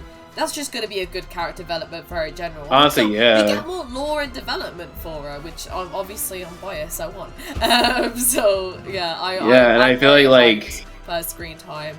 And then once she says that quote, like every Gwen from every universe falls for Spider-Man, I feel like she's gonna get that from maybe like Miguel or maybe from any other Spider-Man about the quote. That could be really interesting if he's trying to kind of, it's not Spider-Punk that puts like a strain on their relationship. It's like Miguel and stuff, because he's like, no, he's like the one that's like, being there because he's seen it. Because he's clearly interacting with Gwen a fair bit as well in the movies from what we've seen in the trailers. So he seems like he quite respects her quite a lot. So he probably doesn't obviously want her on Miles' side. Yeah, because I feel like that. I feel like she's gonna be either way. I feel like Peter B. Parker, Gwen are gonna be on Miles' side either way, of course. No matter what happens, because they've been there for each other. I feel like they'll try to find a way to convince Miguel not to be so rash on Miles. So they'll try to be the ones, especially in the trailer, where they're like, Miguel, this is not what we talked about, and I'll just like, there you go. And another thing where Gwen was like, we're supposed to be the good guys, and Miguel's like, we are. We are. I'm like, bro. That's where we have a Civil War type of differences when it comes to the debate. Yeah, because I feel like they're gonna all have a Spidey debate where I feel like everybody in that room, Miguel's trying to explain Miles. You only have one choice to say one person or an entire word. I feel like everybody's gonna be there just having a debate of literally what could be best for the multiverse or what could be best for one person. So I feel like they're trying to talk about Spot basically, because I feel like he's gonna be a major threat at that point. And I feel like Gwen and Miles will have like the most interesting interactions, because I hope to God that they don't try to find a way to mess it up in a way where it's gonna be like they split apart, or maybe they're just gonna have like such a different point of view where Gwen's gonna be on Miguel's side in the last minute. Or I'm hoping it's not gonna be like that at that point. I don't think so. No, that's what I'm thinking. Yeah. I really want them to kind of have this conclusion where I don't want them to get together, because I think if they're gonna do that, they're gonna save it for the third movie. But more of the case is that like they are still from different universes, so you gotta take that into equation. It makes it more complicated. So I think they need to end on this whole like, you know what, I don't know what will happen, whether you're a friend, whether you become something more, I just care about you and I love you, and that's enough, and I'm willing to open my heart to that. Because I think that is such a good message that you don't see that people explain enough in like romance and stuff, because there's always this, really cheesy idea that you have to put like labels, it's got to be a happily ever after, but it doesn't have to be a sad ending. Instead it could be like, you know what, I don't know what's gonna happen, but regardless of what we are, I feel like, because if I'm thinking about it at that point, because if they're going with the Empire Strike Back type of ending, because you know how Empire Strike Back, right? Of course, where they have like, it's the most influential sequels to dark sequels in cinema history. Yeah, literally at that point is that Han is out there, and it could be Miles that's Han, and then they're trying to look. Maybe, like I said again, it could be Gwen, P.P. Parker. Maybe they're trying to. Maybe a couple of Spider people will just like be convinced, or maybe it'll just be Gwen trying to look for Miles around the multiverse and trying to find him, while Miles is just having this. He's like beat up, because we know that he's really getting beat up by Miguel. So I feel like he's just gonna try to find a way how to like just get out of go into a different world. And I hope in the ending is that like maybe things are gonna get real dark real quick, especially if it's a Spidey war. Over 2 hours and 20 minutes, the longest animated movie in the US. Keep that noted. Yeah, certainly. that's what I feel like it will be, is that it will get dark real fast in the ending, since it's a cliffhanger. It will lead to like the third movie in such a way that I feel like the message will just be out there at that point. That's what I like about the expectations. It's not just diverting us to the audience. It just gives us be not just clueless, but curious of like where could this lead to this unexpected and unpredictable setup for the next film, which is very interesting. Exactly. Now, what I think we should do is if we conclude on our thoughts now and then move on to Q&A, because I'm a bit conscious of Oh time. yeah. So, Let's move on. It's like over 2 hours at this point. Exactly. We ramble a lot, guys. This is how much we're hyped for the sequels, guys. This is how long I'm we so talk glad about no it. longer in school, because when you're in school, they're like, shut up, do your work. But once we want to click with friends, you can talk for ages of something that you like. We literally talked for 2 hours over just what we saw on the footage. That's all we did. Now it's not that long of footage. All right. But carry on for what Rachel says about concluding our discussion. Yes. So if you guys want to go, basically we'll finish off on what are you most looking forward to in the film. You can pick a couple things, but like, you know, obviously keep it quick and brief. What you're most looking forward to, what are your expectations? You think it's going to be good? You think it's going to be bad? Is it going to be something in the middle? And yeah, that's pretty much it. Just your final thoughts in general. So Wade, if you want to go, because ladies first. Go ahead. Oh no, I guess Go I'm ahead. Hold on. Take it off with the conversation. All right, moving on. So I don't really got much. I just hope the movie's good. I just hope Miles' story is mostly centered. I hope that people relate to Miles. I hope that Miles is actually knowing what he's gonna do, because he's more confident. He feels like he knows that's what's the right thing, especially with Spot, since Spot's gonna be in the universe. I'm hoping that Spot is like having a reason. I hope that they're gonna try at least help him if they can. I feel like Miguel will have a dark tone in this movie. And I hope all the Spider-Man have screen time. Well, not all of them, but like the most focused ones. And yeah, I just hope Miles and Gwen's type of relationship goes to a cliffhanger than in the second one. So that's how I feel like. So that's all I need to know. So yeah, I'm very probably excited. that for that case. But yeah, I definitely highly approve yours. I mean, for me, I've already said what I have to say, but just to like have a small quick recap. So even though, okay, I'm going to talk about inside things and outside things about the movie. So outside wise, yes, the movie's going to make bank. Not as much as Mario, but it still will grab its audience because, come on, it's Spider-Man. Come on, it's the Mario.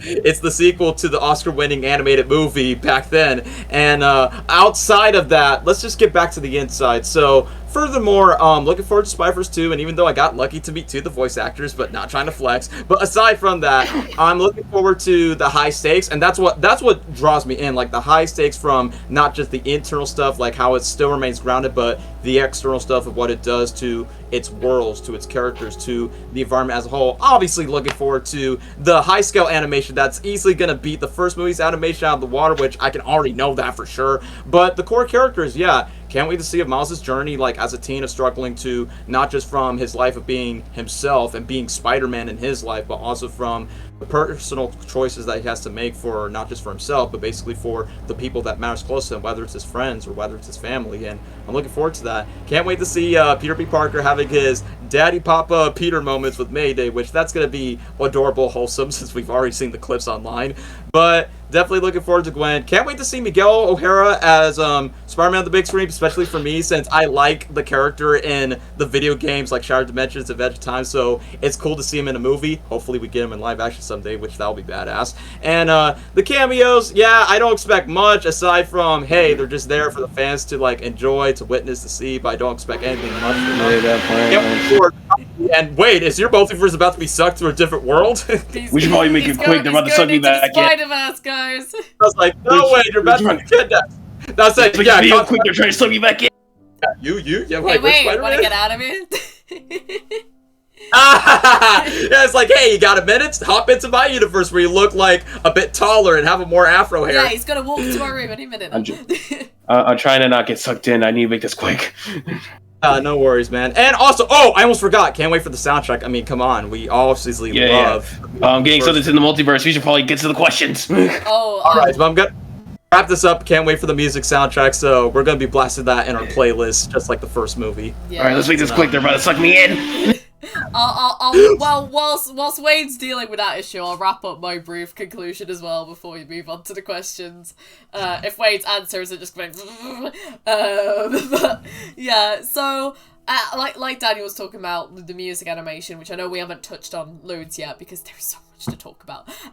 So many. But yeah, the music animation was amazing in the first one, and I already know it's going to be a step up just from the What's Up Danger remix they had in the trailer, which was banging, and the whole animation. Such a banger sound. Yes, the whole animation looks so freaking smooth, and the first one I thought was already great. I was like, how do you top that? And then the second one is already topping it by leagues. So they've clearly got a much higher budget with this one.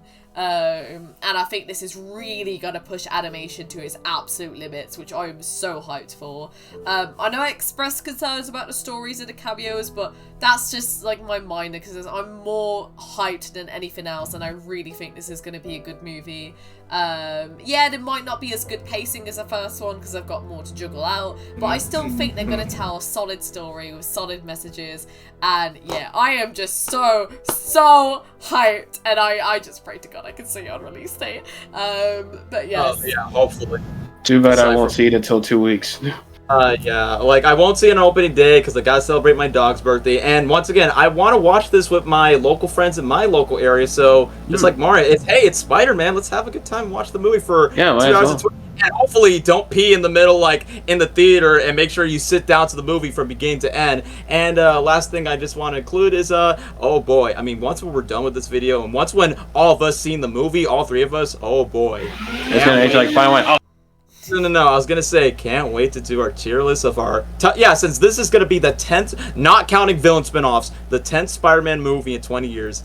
Can't wait to rank what's our top 10 favorite Spider-Man movies after Spider-Verse 2. Whilst Wade is fixing the issue, I may as well talk about that a little bit. And Wade can give me a thumbs up whenever it's fixed. But what we'll be doing after this, obviously I'll upload this as its own video.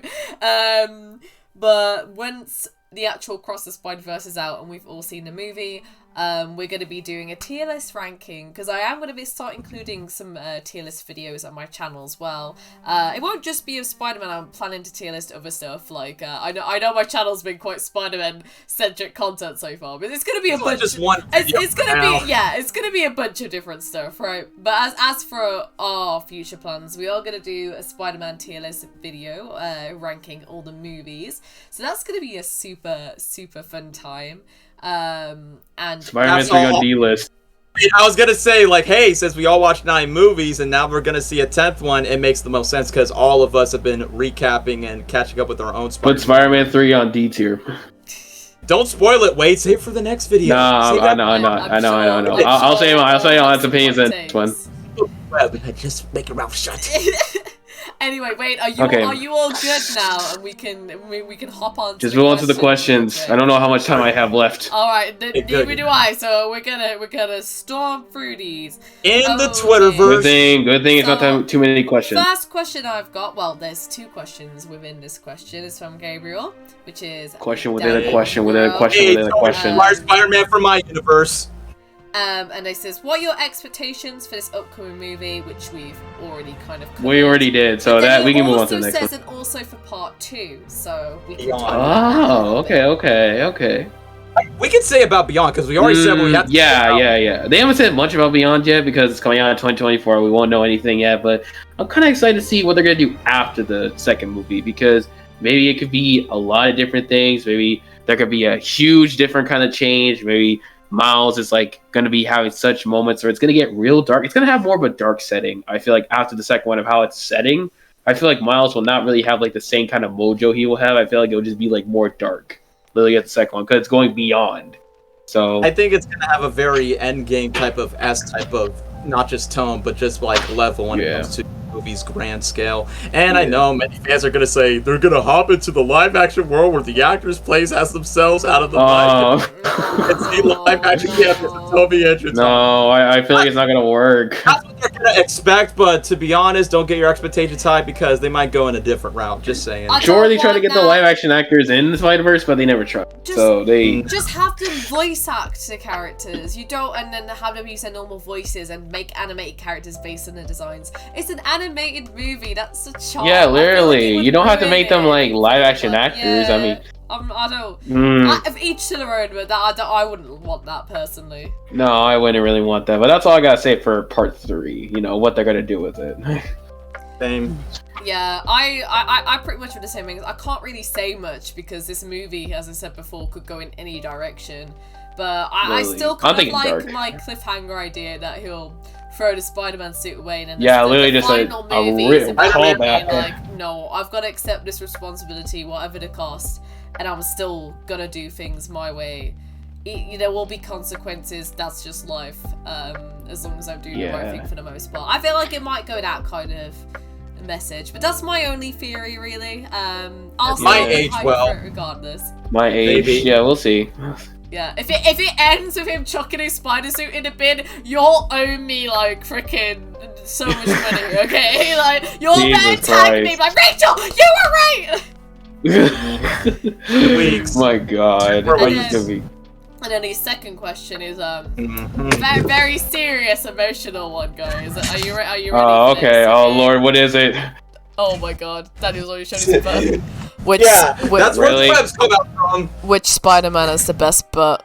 Which one has the best booty? Come on. Which one has the best gluteus maximus?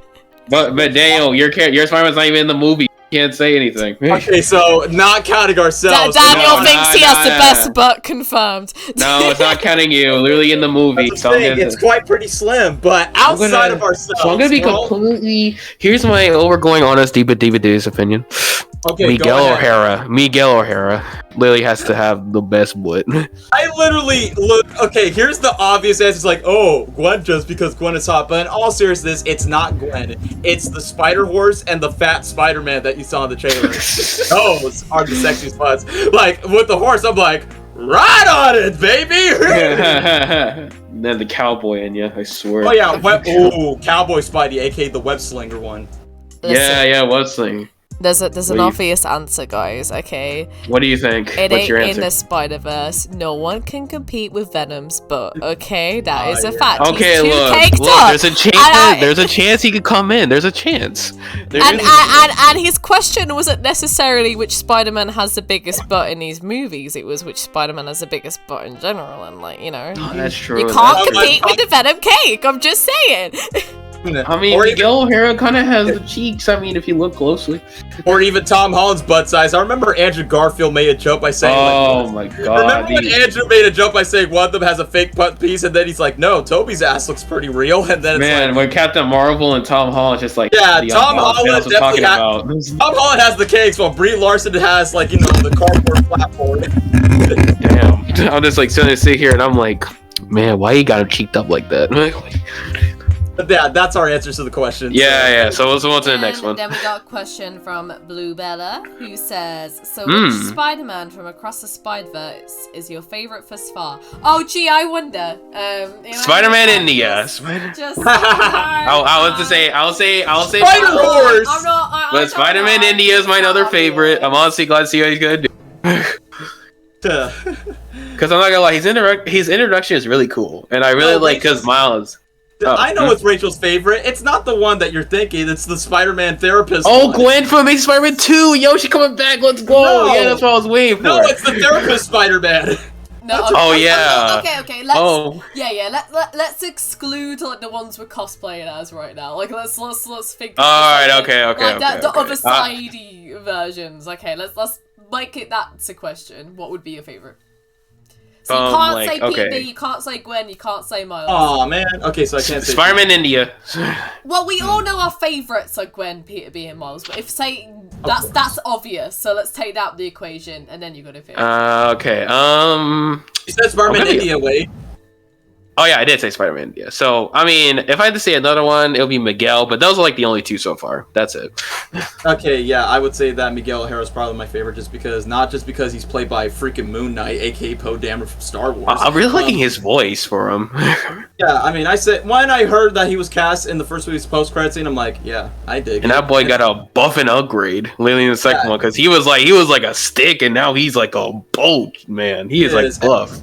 And like I said, ever since I liked the character in the two video games of Spider-Man I mentioned, Shattered Dimensions, and Adventure Time, it's like holy shock! Literally, hopefully that's one of the things. Hopefully he says shock because in the year 2099, shock is a cuss word. And he sometimes say out. Yeah, I like how he put shock almost in every cuss word. I actually hope he does say that. I hope he says it in the movie. I'll be happy for that. Hoping he does.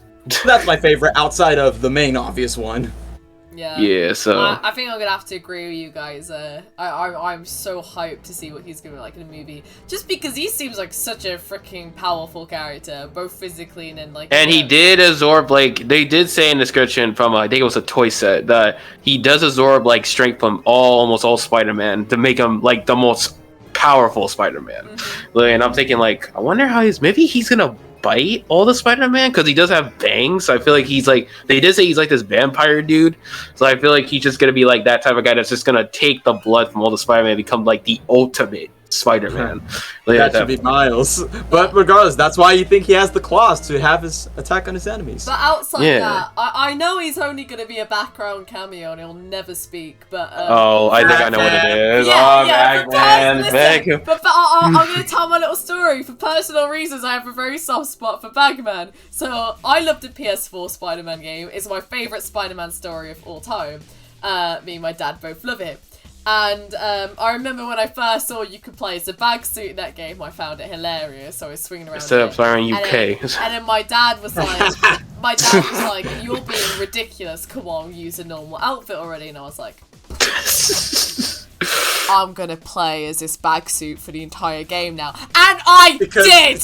Okay, just to annoy my dad and troll him, I played as a bag suit entire game. All the serious cutscenes, he had a bag on his head, okay? It was great. Literally the scene where Doc Ock's like, stay out of our way. He just throws the bag. Oh yeah, guys, that's Rachel's linked Spider-Man suit. She's just gonna have a bag over her head and literally just have the green and all over her suit. Yes.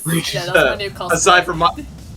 Aside from my favorite, which is the Peter Parker underwear during some cutscenes. I love the James Johnson clip when he does that, and he's just like, Spider-Man is running around in his underwear. I like when I use the cutscene where Mary Jane's like, "Do you just leave your clothes on the kitchen?" I use the underwear one just because it makes sense. It's like, did you just leave your clothes in the kitchen? You see his boxers, because he was about to go for cameos, like I said, like what Rachel says, for cameos, I mean, obviously it's a no-brainer. I mean, spectacular Spider-Man. And also, if Josh Keane's not going to voice him, no hard feelings. But hey, at least 15 years later, it's nice to see the character at least in a film after 15 years after the show. So at least that's something to be like, hey, my favorite cartoon iteration of Spidey on TV. Yep. So I think that's almost all we just said about our favorites. Yeah, I'm gonna quickly storm through the rest of the questions. So Lakel asks, do you think we'll see Silk in the Spider-Verse franchise? That's just hold on, we haven't Silk. That's a good question. I think she's really cool, so I reckon she'll be in the next one. Next film. Yeah, the third one. That's what I'm thinking. Because we haven't seen... There's been some Spider-Man we haven't seen yet. So Silk could be like one of the main Spider-Man we haven't seen. That could be important. So that's what I'm thinking. All the Spider-Man we think could be in the third one. So there's a possibility. Yeah, I guess that could be an interesting question as well that I'll just add on. My own question is what do you guys think who do you think they'll add in the third movie that they haven't added yet? I've got one. Andrew Garfield, Tobey Maguire, Tom Holland. Literally almost all the Spider-Man. We bring in the MCU bad guys. Literally at this point, we bring in Morbius. Come on, Dr. Morbius. That's my point. Outside of the live-action iteration, so bring in Kraven the Hunter. Bring in Rhino. Literally bring in Doc Ock. Just come on. Outside of the R-ratedness, basically. The other Spider variants I would like to see. Oh wait, they can't do Future Foundation because Fantastic Four. So, okay, they can't do that. Actually, no. Let's bring in the vampire dudes. Maybe we'll bring them in. No, not exactly, man. Yeah, we'll get them. We'll be a part of the Miguel's crew. They're just vampire dudes. As we're talking about cartoons, hopefully the 90s iteration of Spider-Man actually does show up. Oh my god, I haven't seen him. I need to see his theme needs to play, and I'm just gonna be like, that'll be a final. That'll be the final movie. It's gotta be. That's a big one. Yeah, it's gotta be Silk, 90s Spider-Man, and Spider-Hulk. Yo, Ultimate Spider-Man, but from the cartoon, like Drake Bell voices. Yeah, I've got one that I think not adding the third one is a really funny joke. You know that bit, that like spin-off comic where Aunt May got the Spider-Man powers. Oh! Yo, I remember that. My god! Not just that. Uncle Ben also became Spider-Man. Also. So I think the third movie. Well, I feel like almost all the Spider-Man are just gonna look at them and they're gonna be like, Uncle Ben. Yes. Yes. That was in the comics where Uncle Ben's Spider-Man had powers, and guess what? You want to know what happens next? He meets Mayday in the future. Then he becomes the grandfather of Mayday's son in the future. Wow. But I feel like a good comedy strike would just be all the Spider-Man just looking at this one, like Uncle Ben, be like, Uncle Ben. Literally, just like at that point, they're all just gonna go tear up. Literally at that point.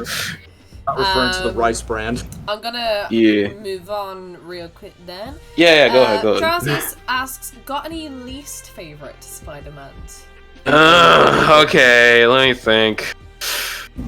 Alright, Wade, since you seem to be ready, go ahead. So let's see.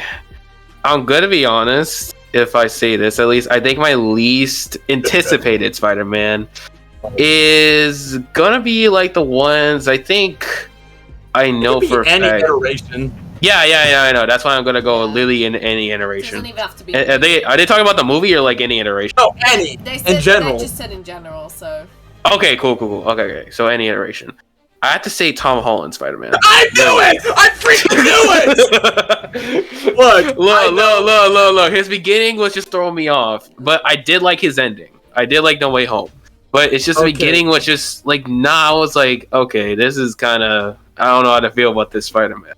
So that's like kind of my least favorite. We have another High Top Films MCU Spider-Man stand here on Twitter.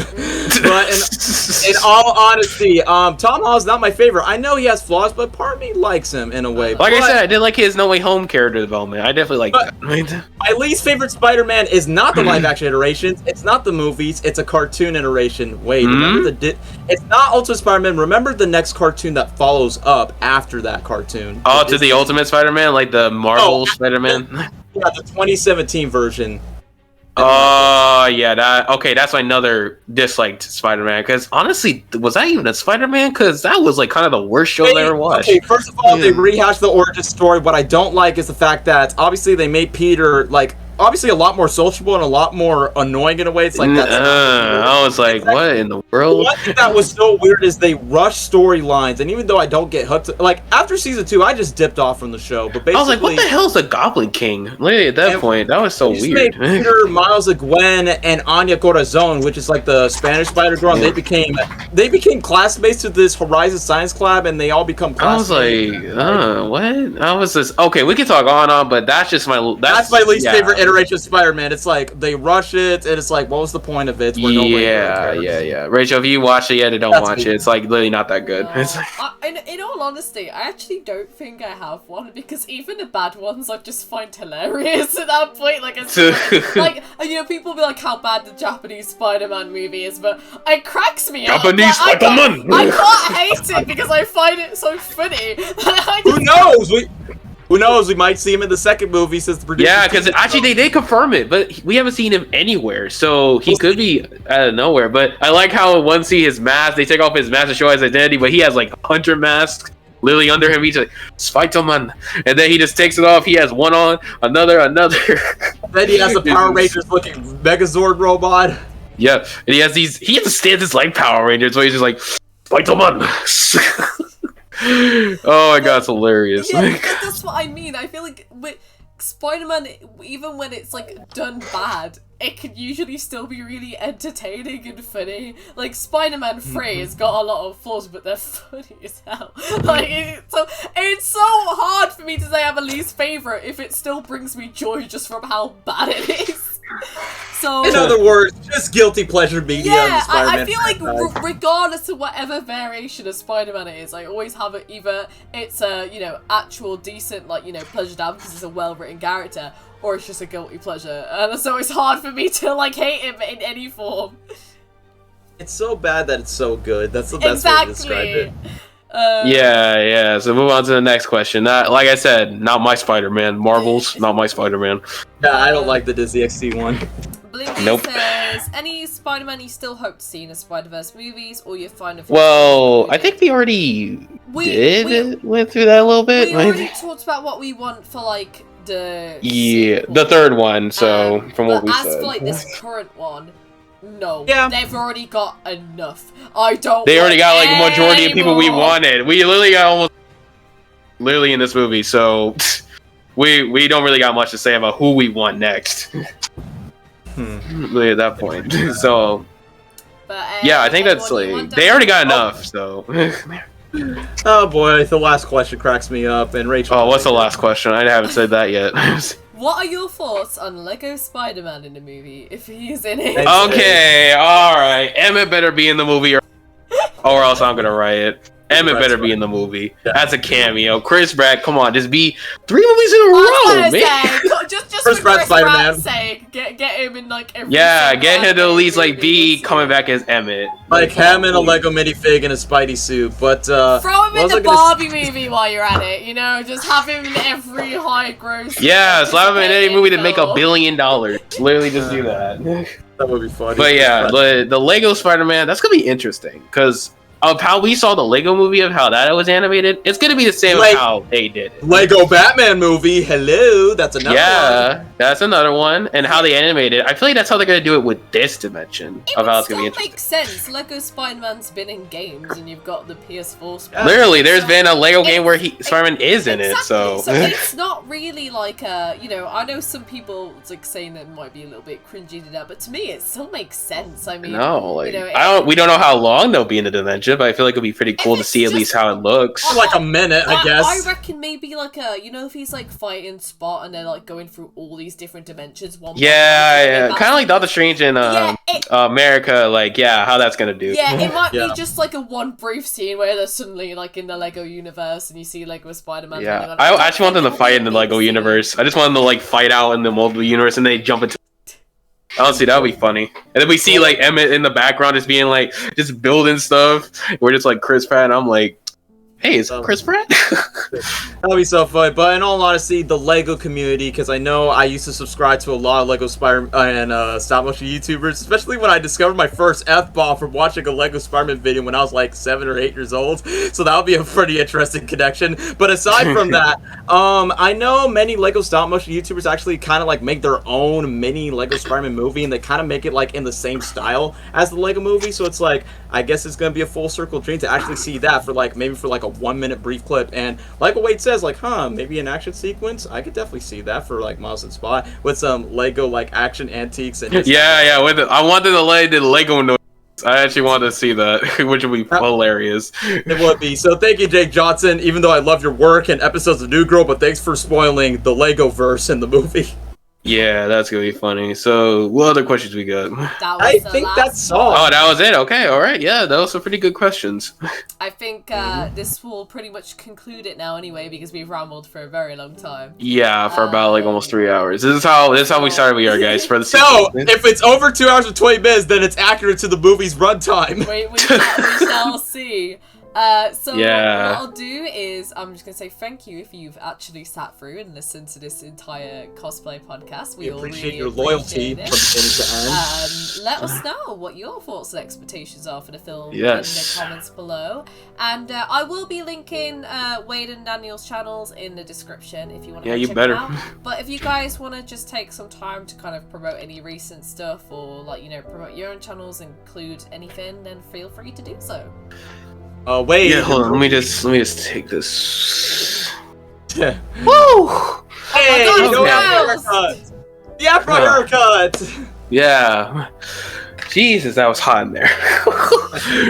Yeah, but yeah, it was me the whole time. People didn't guess that. So yeah, I just gotta say, thank you, Rachel, for having me in this video and for a very long time. Especially we brought along Daniel because honestly, with his comedy, it wouldn't be the same. So let's just say, yeah.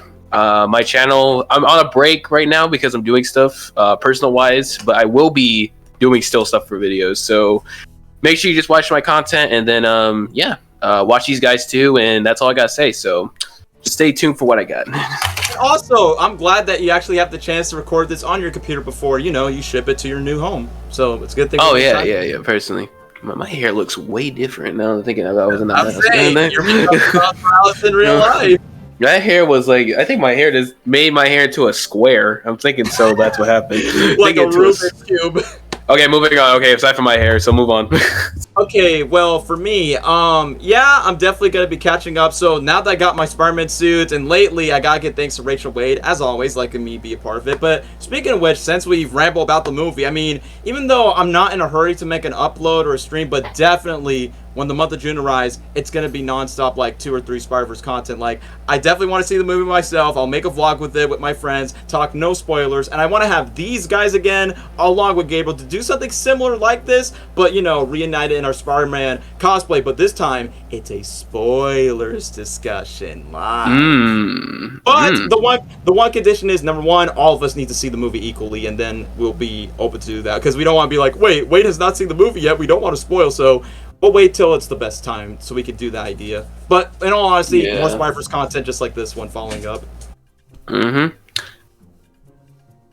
Alright, well, I believe. Thank you guys so much. I guess I'll just end off promoting a little bit myself. So obviously I'll have this cosplay podcast out. I mean, you'll be watching it by now. And then, as I mentioned earlier, we're going to have the tier list video ranking all the Spider-Man movies after we've all seen Across the Spiderverse. But outside that, content-wise, I will be focusing on other stuff non-Spider-Man related as well. I do have mostly a couple Kingdom Hearts videos that are coming out. I've got a big one that shows my love letter series, and then I've got another tier list of that. So, and then outside of that, just in general, you're going to start seeing, there's going to be different branches of content. So there's going to be my big discussion videos, like the Amazing Spider-Man one, and then you'll have your tier list videos, and then your cosplay podcasts. That's going to kind of be like my free little series on the channel, so mine, because I know it's been a little bit slow on the uploads, but I do plan in the next few months actually focusing a lot more on this channel. Just because right now, out of all of them, it's going to be my more passion project out the three. So yeah, expect that. That's better. Outside that, if you want to see more Spider-Man content we've done, Wade did an awesome animatic on we our were first in. Being the Spider-Verse video, which I will link in the comments below. And on my Coffee Dubs channel, I've also done a Spider-Man comic dub compilation that we've all been on, if you want to check that out as well. But I think that's all I've really got to promote for now. So once again, thank you all if you're still here and watched that entire podcast through. This has been a blast. Thank you, Daniel and Wade, for joining me. It's I really what we do. appreciate that. I've had a blast rambling with you guys. But by the way, Web, Shazam! For tier list video, we shall see you all another time. Spider-Man and D tier. Well, in the Spider-Verse, with great power comes great responsibility. You teach me how to swing on the way there.